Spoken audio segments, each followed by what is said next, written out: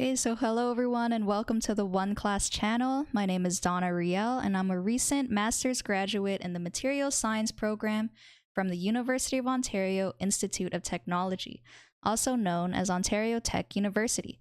So today we're going to go over some commonly asked questions in chemistry at the high school, college, and university level. So if you needed any help with homework or tutoring, then check out the links in the description below. So now we're just going to get started on our set of questions for today's session.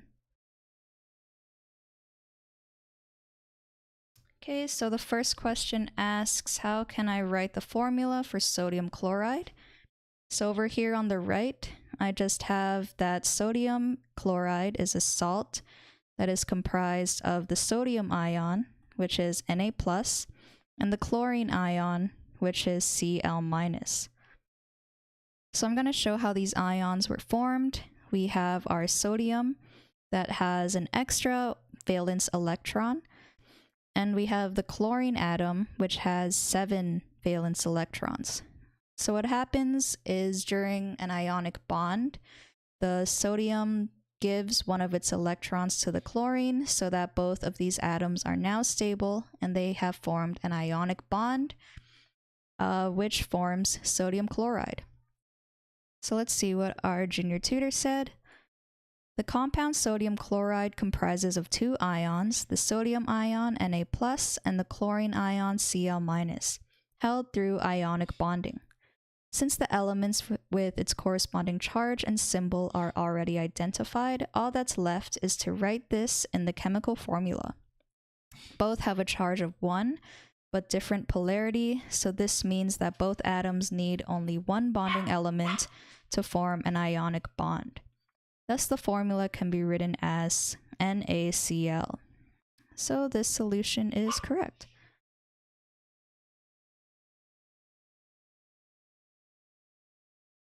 Okay, so moving on to question 2. It's just asking, what are the balanced chemical equations of the following chemical equations?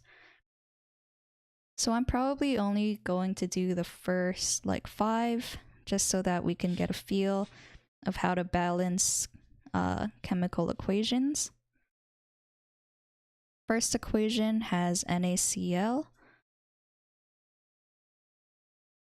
plus barium nitrate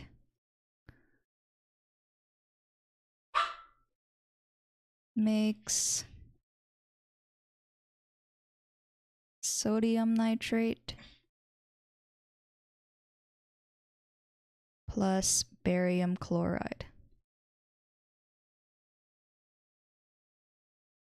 So if we look at both sides of the equation, you'll notice that there are 2 chlorine atoms in our product side and only 1 chlorine atom on our reactant side, so I'm going to write a coefficient of 2 in front of NaCl. So this affected not only the chlorine atom but also the sodium as well. So now there are 2 sodium ions, or 2 sodiums, and only 1 sodium on the product side. So I'm also going to write a 2 in front of sodium nitrate. And now let's double check everything. Now there is 2 nitrates on the product, but there are also 2 nitrates on the reactants. And for barium, there's 1 in the reactants and 1 in the product. So now this reaction is balanced. Okay, so let's do the same for the next chemical reaction. We have sodium phosphate plus silver nitrate,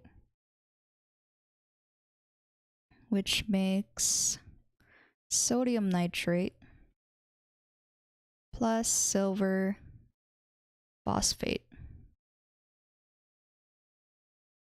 Okay, so again, I'm going to look at both sides of the reaction. there are 3 silver ions on our product side and only 1 on the reactant side. So I'm going to write a 3 in front of this compound. But now there are now 3 nitrates on the reactant side and only 1 on the product side. So I'm also going to write a 3 in front of the silver nitrate. And that also balanced out our sodium. So now this reaction is balanced. Moving on to the third one, we have potassium sulfate plus barium chloride makes barium sulfate plus potassium chloride. Okay, so again, let's look at both sides of the equation. There are 2 potassium atoms on the reactant side, so I'm going to write a 2 in front of this. So now there are 2 chlorines, but there are also 2 chlorines, so now this reaction is balanced.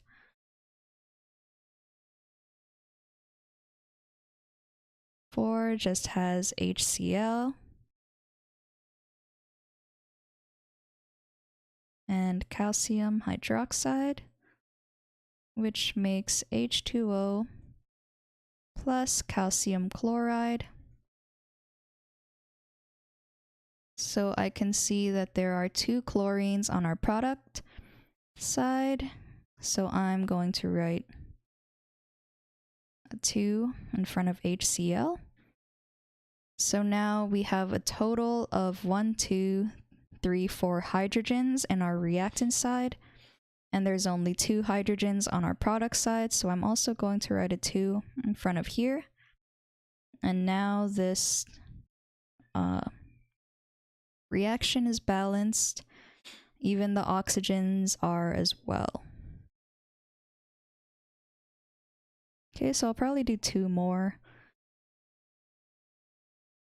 So sodium plus sulfur makes Na2S.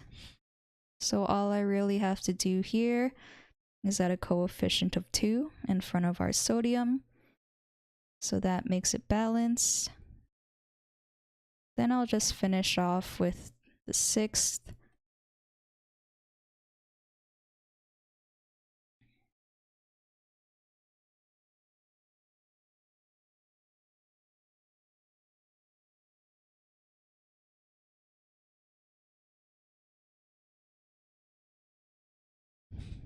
So there are 2 carbons on our product, on our reactant side, and only 1 on our product. So I'm going to write a 2 in front of CO2.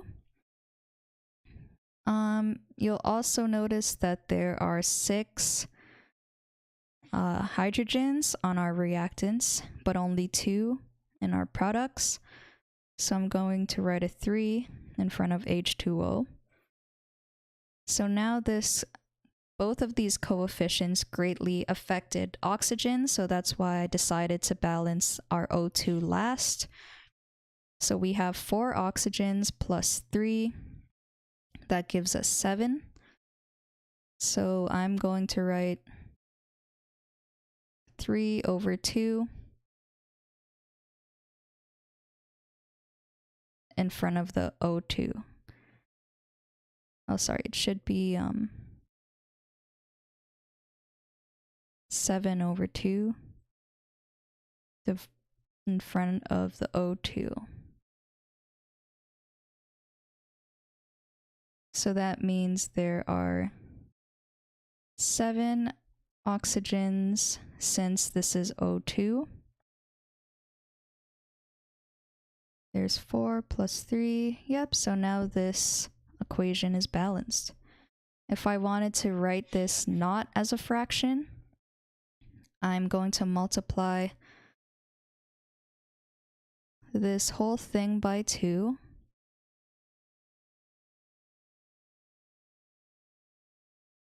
And you end up getting 2 C2H6 plus 7O2.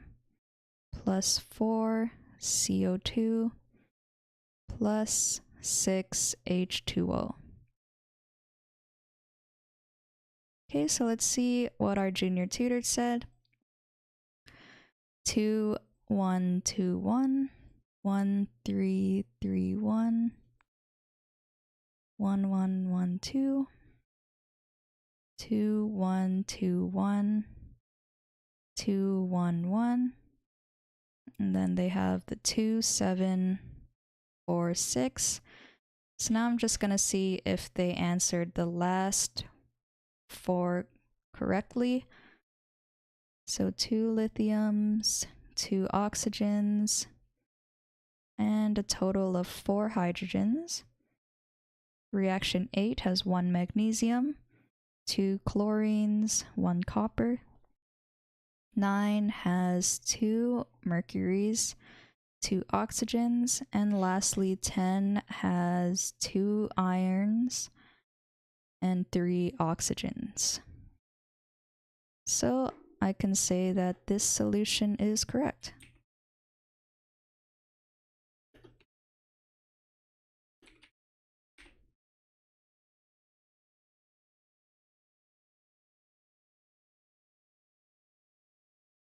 Okay, so moving on to question number 3.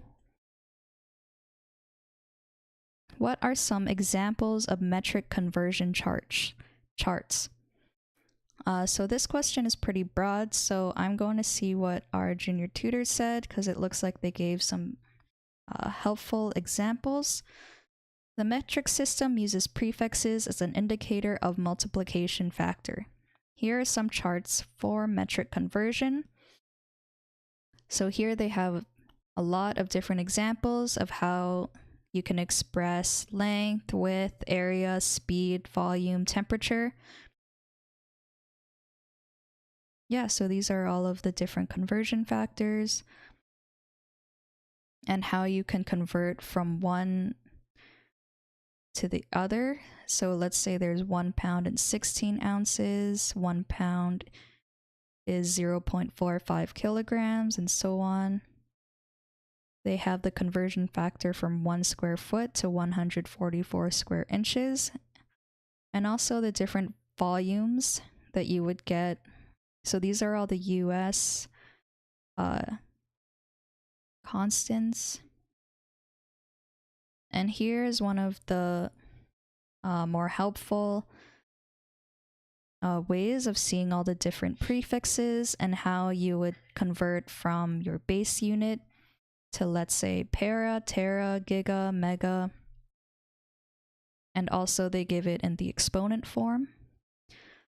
So from this table, I would say the more important prefixes would be like mega, kilo, centi, milli, micro, and nano. Like these are all commonly used.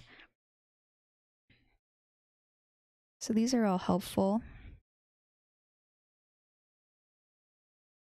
Yep, so I'd say this solution is correct. They gave a lot of different examples over a broad range.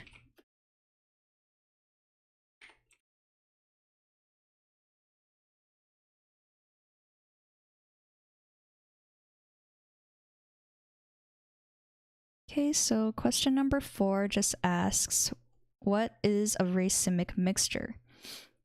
So before I answer this question, I'll first give the definition of enantiomers.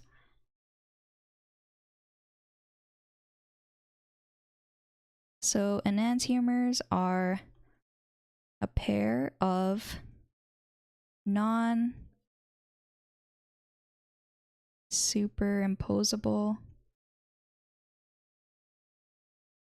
mirror images.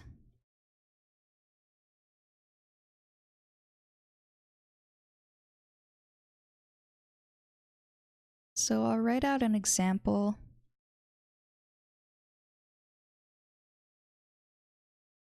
So let's say we had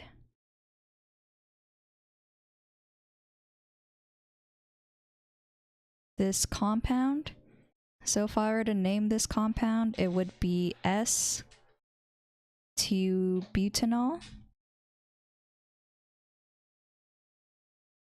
And I can also write out its enantiomer. So this is the mirror image of that same compound.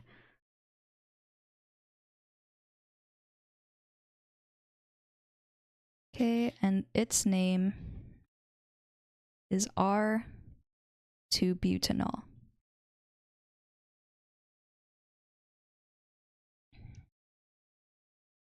So, what a racemic mixture is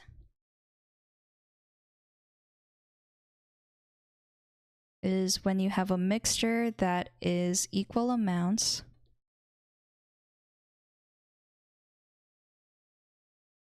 of our R compound and our S compound.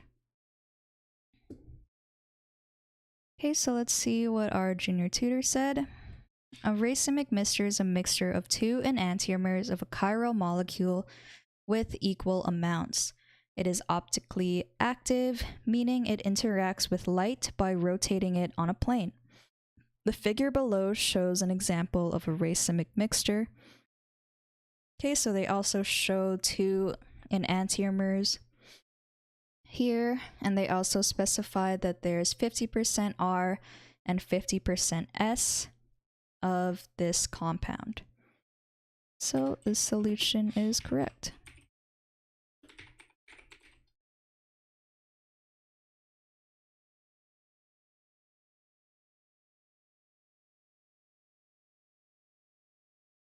Okay, so moving on to question number 5. How much does 1 gallon of water weigh? So, let's recall that 1 gallon is the same as 3.785 liters. And there are 1,000 milliliters in 1 liter. So what's cool about water is that the density of water is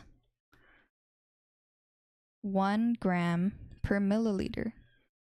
So depending on how many milliliters you have, that is the same amount of water in grams. So for this question in particular, if I have 1 gallon of water, I can convert this to liters just by using this conversion factor.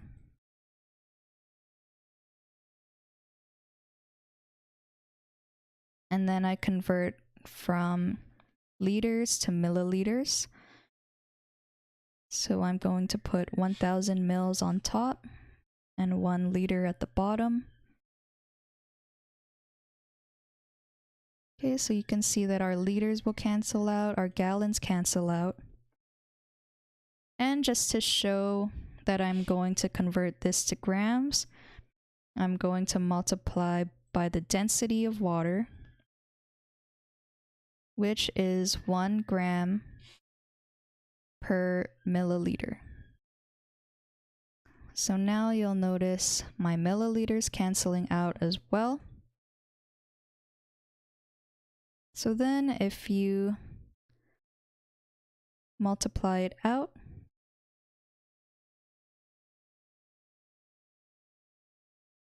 you get 3,785 grams of water.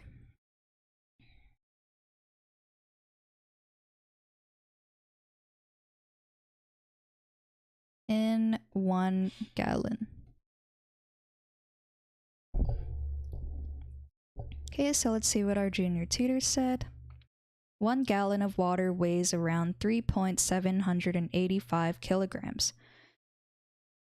Yep, so they just converted grams to kilograms. So they have the conversion factor for 1 gallon to liters is 1 gallon is equal to 3.7854 liters.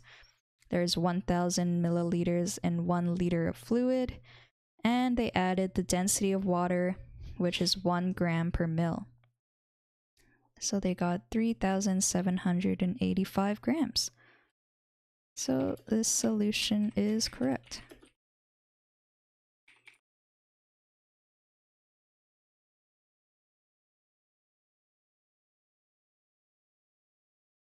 Okay, so moving on to question 6.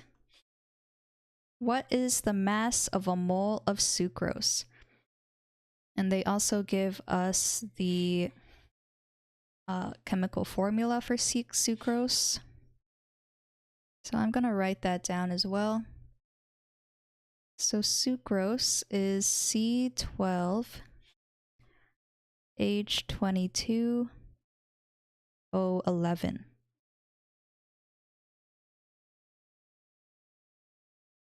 So when they ask for the mass of a mole of sucrose, this is the same thing as its molar mass. So I need to find the molar mass of sucrose.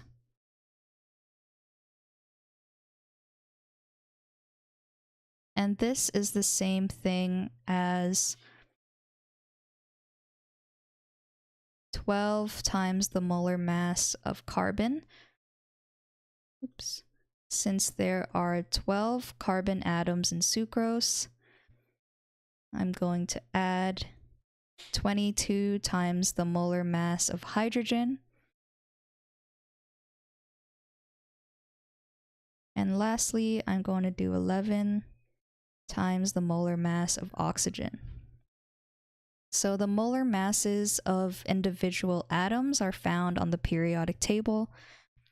So if I were to look it up on the periodic table, I get an atomic mass of carbon to be 12.01 grams per mole.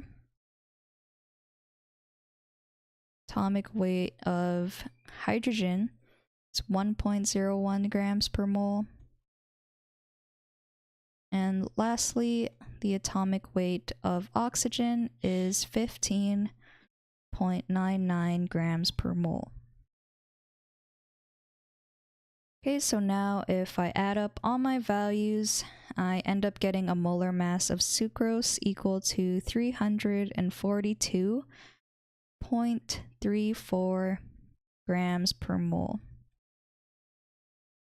Okay, so let's see what our junior tutor said. The main idea of getting the molar mass of any compound is to sum up the molar mass of the atoms present in the compound. Sucrose has 12 carbons, 22 hydrogens, and 11 oxygen atoms. The molar mass of atoms can be found in the periodic table of elements.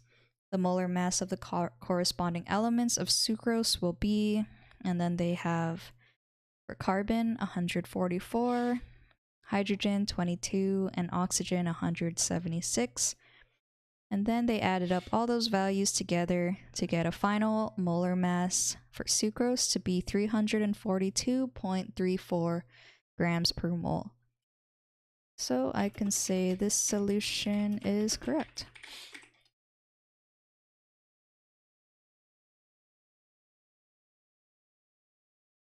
Okay, so now I can move on to question number 7. So this just simply asks, what is the molar mass of NaCl? So there is only one atom of sodium and one atom of chlorine. So all I need to do is add the atomic weights of a sodium atom and a chlorine atom together. So again, these are just the values you would find on your periodic table. The molar mass of sodium is 22.99 grams per mole. And the molar mass of chlorine is 35.45 grams per mole. And now I can just add these two values together to get a final molar mass of 58.44 grams per mole. So let's see the answer from our junior tutor. To solve for the molar mass of sodium chloride, first determine the molar mass of each element. Sodium is 22.989 grams per mole, and chlorine is 32. So the molar mass of chlorine should be 35.45. So let's see the answer they got. Yeah, so they're off by 3, so I'm just going to correct that.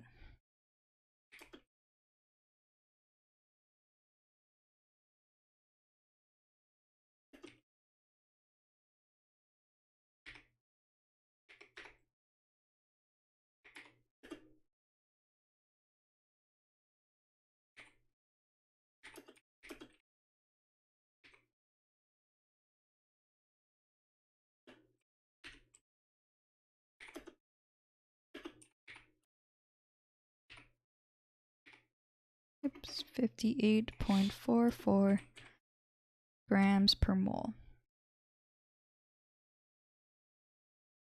Okay, wow, so that solution was actually incorrect. And we can move on to question number 8. If an ice cream cone weighs 50 grams, how many ounces does it weigh? So first we need to figure out the conversion factor between grams and ounces. So I'm going to write down that 1 ounce is equal to 28.35 grams. So now I need to solve for how many ounces are in 50 grams. So I'm going to denote it as X over 50 grams is equal to my conversion factor, which is 1 ounce over 28.35 grams. So you'll notice that whatever unit you're looking for will be in the numerator, and the unit that you want to cancel out will be in the denominators. So you can double check this by multiplying both sides by 50 grams.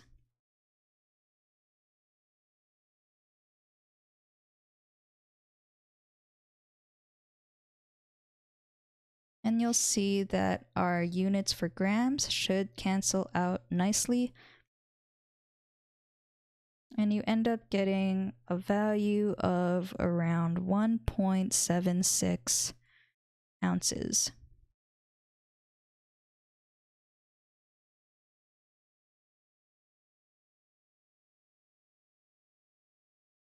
So let's see what our junior tutor said. To convert grams to ounces, we must remember that 1 ounce is equal to 28.35 grams.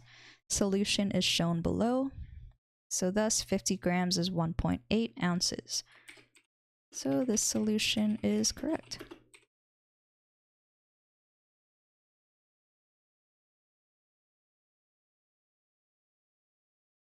Okay, so moving on to question number 9. What is the molar mass of sodium hydroxide? So if you look at the compound sodium hydroxide, you'll notice that it is comprised of 1 atom of sodium, 1 atom of oxygen, and 1 atom of hydrogen. So to find its molar mass, I just need to add up the different atomic weights of each of these elements. So I don't need to do any multiplying since there is only 1 of each atom. So again, the molar mass values for each of these elements can be found on the periodic table. For sodium, it is 22.99 grams per mole. For oxygen, it's around 15.99 grams per mole. And for hydrogen, it's 1.01 grams per mole. So now I'm going to add all these values together, and you end up getting a total molar mass of 39.99 grams per mole for sodium hydroxide. So let's see what our junior tutor said. The molar mass of a compound is the sum of the molar masses of the individual elements. So for sodium hydroxide, the molar mass is the sum of the molar masses of sodium, oxygen, and hydrogen, and they ended up getting 39.998 grams per mole. So I can verify that this solution is correct.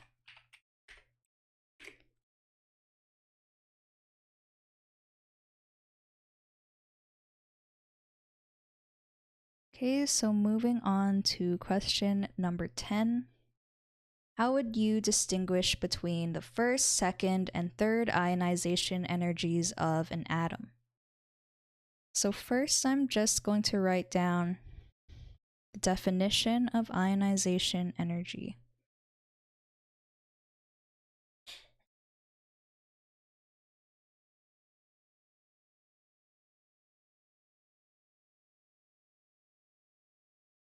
So ionization energy is the energy required to remove one electron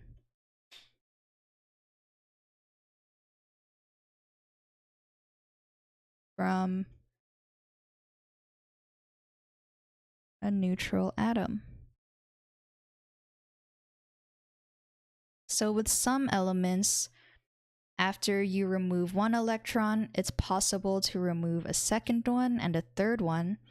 However, the more amount of times you remove an electron from a certain atom, the harder it gets to remove an additional one.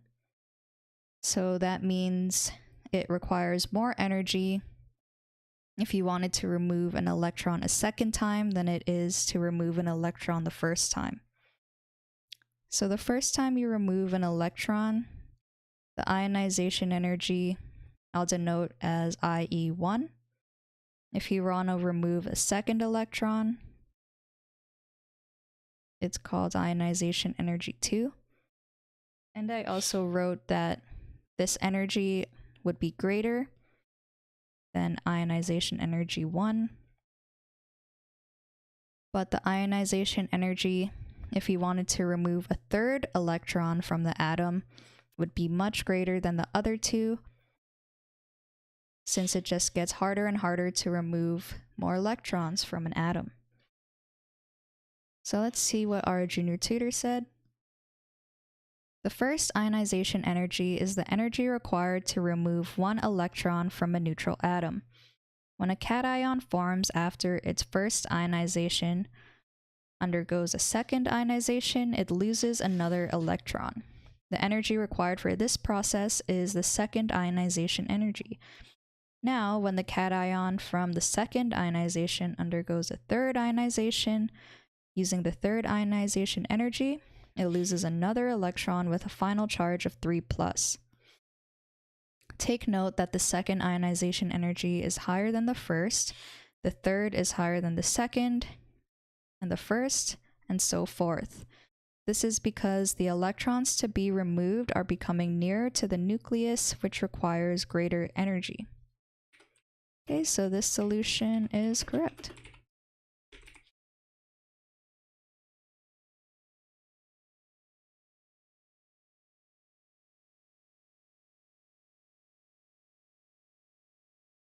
Okay, so moving on to question number 11. What is electromagnetic energy?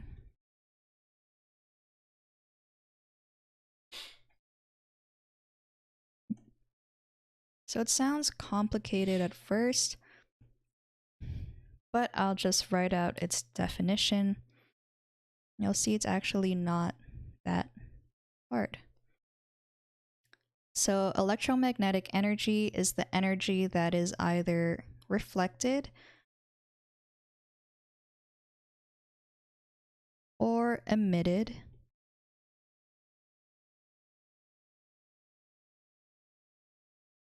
from objects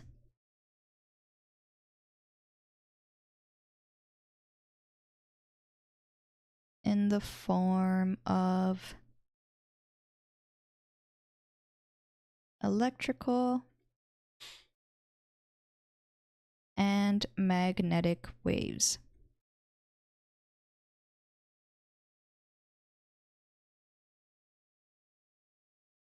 Okay, so that's why you'll see that it has electro and magnetic. And that's because it is that energy that is released in the form of either electrical or magnetic waves.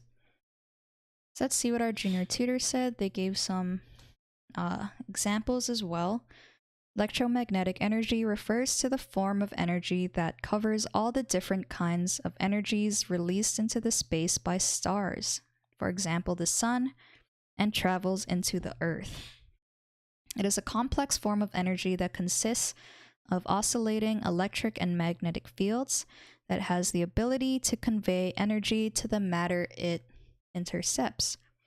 Electromagnetic energy travels in waves and spans over a vast spectrum from very long radio waves to very short gamma rays. All the electromagnetic energy spectrum are listed below. So you can have radio waves, TV waves, radar, heat, light, UV light, which causes sunburns, X-rays that you would get from the doctor's office, short waves, microwaves, and gamma rays. Okay, so this solution is correct. They also gave a lot of great examples.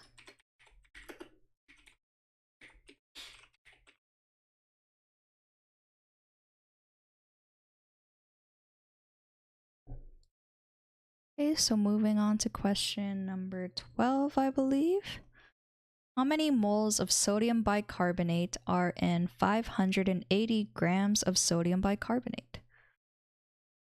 So I'm going to write down that our mass is 580 grams.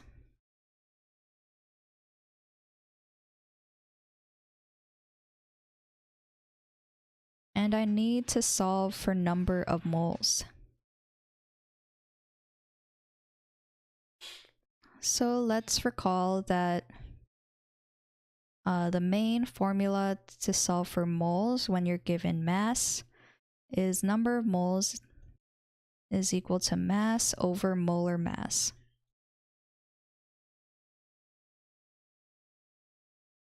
So the question doesn't give us the molar mass of sodium bicarbonate, but lucky for us, it is easy to calculate. So I'll break it up into two steps. For molar mass of sodium bicarbonate,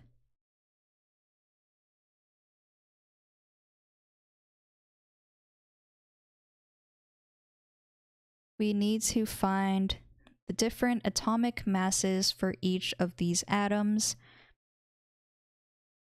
So these are the values you would just find on your periodic table. So its molar mass is equal to the molar mass of sodium plus the molar mass of hydrogen plus the molar mass of carbon plus 3 times the molar mass of oxygen. And this is because there are 3 atoms of oxygen in sodium bicarbonate. So now I'm just going to plug in their different atomic weights. For sodium, it's 22.99 grams per mole. Hydrogen is 1.01 grams per mole. Carbons is 12.01 grams per mole. And then I'm going to do 3 times the molar mass of oxygen, which is around 16 grams per mole. So if I were to add up all these different values, I would get a total molar mass of 84.01 grams per mole. So the second part of this answer, I need to solve for the number of moles of sodium bicarbonate in 580 grams of the sample. So now I can do number of moles equals mass over molar mass. The mass was given in the questions, 580 grams. And the molar mass is what we calculated in the previous step, 84.01 grams per mole. you'll notice that our units for grams should cancel out, and moles should go from the denominator to the numerator, and we end up getting a final value of 6.90 moles. Okay, so let's see what our junior tutor said. To solve this, we must recall that to convert mass to moles, we use the molar mass. The molar mass of a substance is the sum of the molar masses of all atoms in the substance. The molar mass of sodium bicarbonate is 84.006 grams per mole, and the calculation of the moles is shown below. 580 divided by 84.006 gives you 6.90. Okay, so this solution is correct.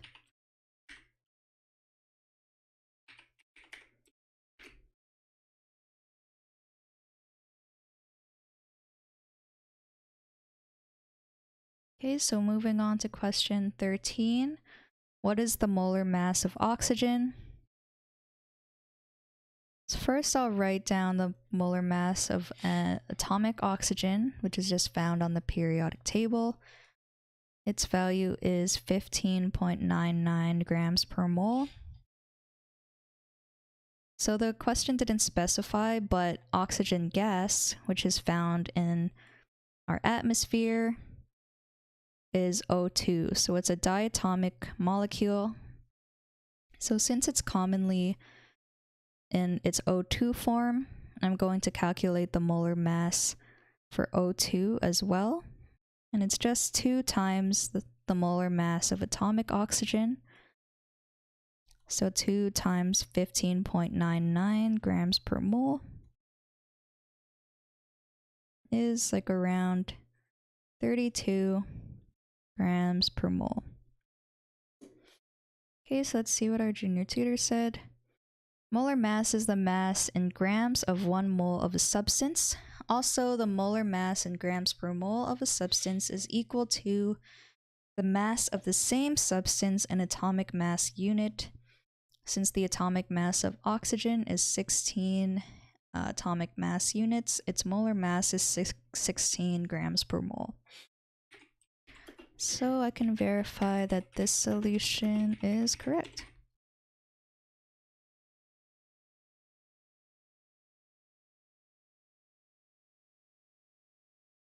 Okay, so moving on to question 14. How would you define and explain periodic trends? So there are different types of periodic trends, but I'm just going to read out what the junior tutor said, just because it looks very well written. So periodic trends represents the order or degree of a certain property down a group or across a period. Periodic trends are useful in predicting the properties of a certain element. Some of the properties of elements with periodic trends are atomic radius, electronegativity, ionization energy, electron affinity, metallic character, and non-metallic character. Okay, so let's look at atomic radius first.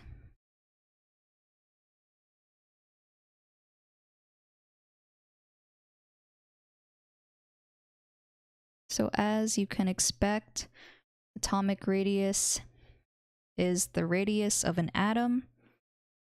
So let's say for sodium,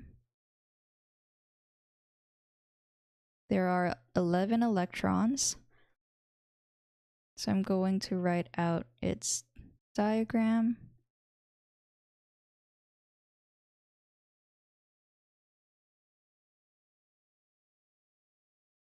And you can see that it has a valence electron, just 1. So its atomic radius is the length of this blue line, pretty much. So basically, the more electrons you have in an element, the larger your atomic radius is. So our junior tutor says atomic radius decreases from left to right across a period.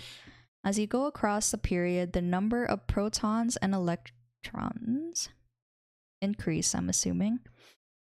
The electrons are pulled towards the nucleus, resulting in a smaller radius.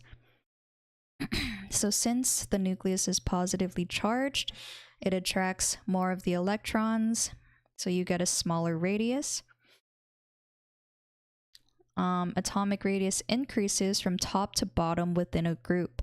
As you go down the group, the electron shell increases, and electron shielding causes a larger radius. So that's like what I mentioned earlier. The more electrons you have in an element, the greater your atomic radius will be. So next, let's look at electronegativity.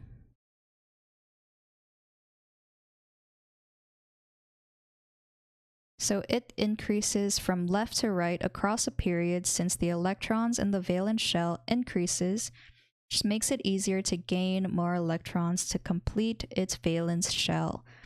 Electronegativity decreases from top to bottom within a group.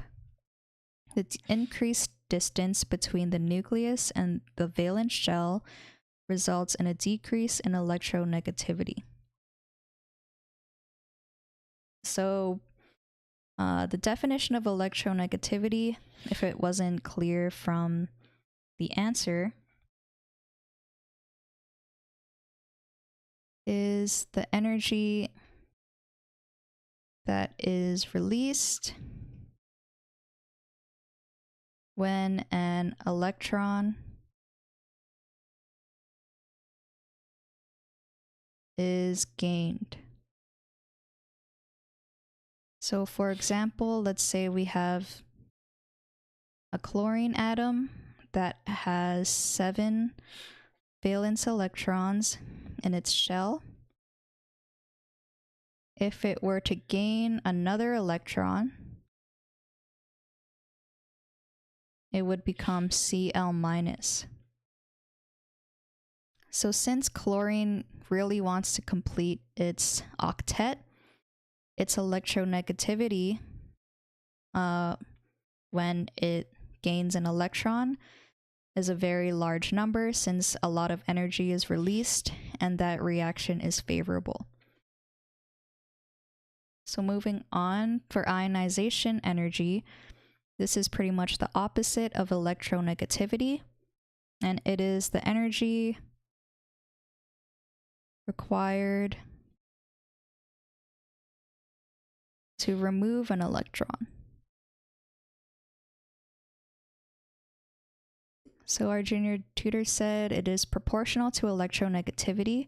Ionization energy of the elements across a period generally increases from left to right as an effect of increasing valence shell stability. Ionization energy of the elements within a group generally decreases from top to bottom as an effect of electron shielding. Electron infinity increases from left to right across a period due to the decrease in atomic radius, and it also decreases from top to bottom within a group due to the increase in atomic radius. Metallic character decreases from left to right due to the decrease in atomic radius, thus atoms are less likely to lose an electron. Metallic characteristics increase down a group due to the increase in atomic radius. Thus, atoms are more likely to lose an electron. Lastly, non-metallic character is inversely proportional to the metallic characteristic trend. So here's just a figure showing all the different trends on the periodic table, and it just kind of summarizes what we just talked about. So I can verify that this solution is correct.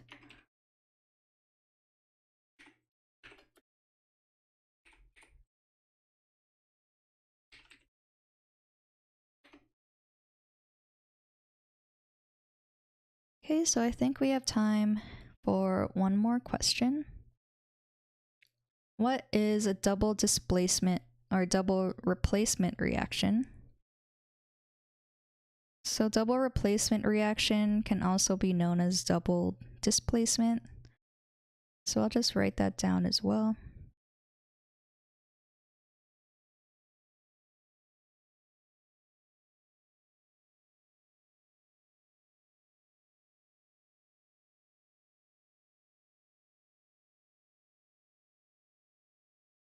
So the definition of these types of reactions is when you have cations. So if you don't remember, cations are just positively charged atoms. So when cations from one of the reactants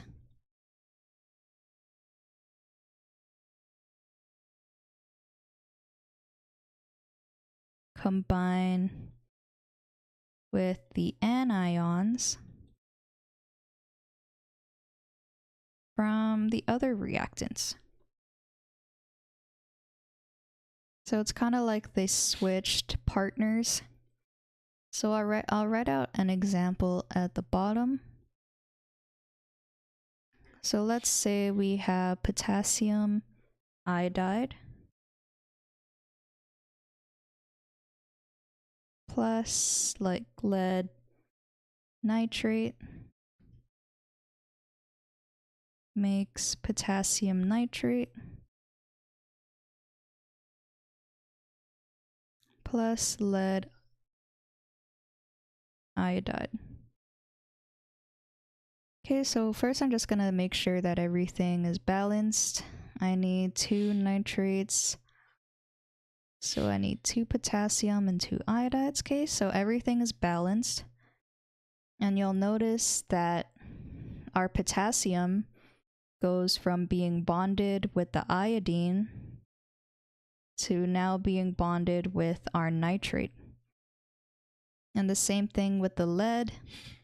You'll notice it switches partners. It goes from being bonded with the nitrate to now being bonded with the iodine.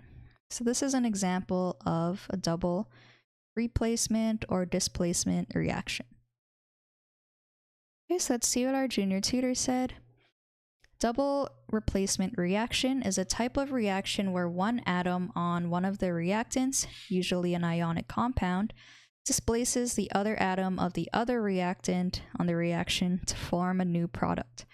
This displaced atom will also bond with the other displaced atoms to form another new product. The general equation for writing a double replacement reaction is AB plus CD makes AD plus CB. Double replacement reactions mostly involve 2 ionic compounds as reactants. One example of a double replacement reaction is between sodium chloride and potassium bromide. The sodium will displace the potassium in KBr and bonds with the bromine to form potassium bromide. I think they mean sodium bromide, NaBr. And the displaced potassium will then form a bond with chlorine to form potassium chloride. This reaction is written in the equation as NaCl plus KBr makes NaBr plus KCl. So I can verify that this solution is correct.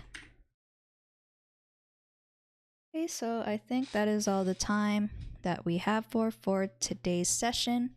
And if you like today's Q&A and you'd like to be notified of when we do this next, then please hit the subscribe button and notification bell below. If you'd like to submit a question of your own, then check out the links in the description below. And also, if you like today's video, go ahead and give it a thumbs up and a comment, and don't forget to share it with all your friends and classmates if they needed any help with chemistry. This has been Donna from OneClass, and I hope to see you soon. Bye.